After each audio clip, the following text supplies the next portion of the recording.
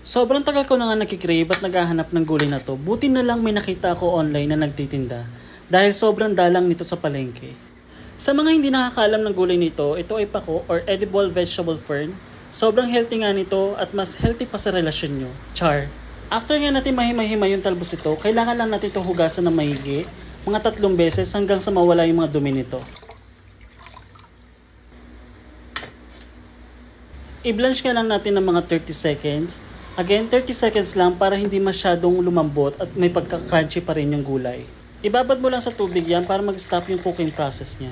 Dressing naman, prepare lang tayo ng suka, paminta, asukal, at asin. Tansyahan na lang yan, tikman nyo kung hindi pa okay sa inyo yung lasa. Sa isang malaking lalagyan, pagsama-samahin lang natin yan, meron din ako ditong salted egg, kamatis, at sibuyas. Paghalu-haluin mo lang yan. Ilagay yung dressing na ginawa natin kanina. At halu-haluin mo lang yan hanggang sa magsama-sama lahat ng sangkap. And we're done. Meron ka ng pako salad or ensaladang pako.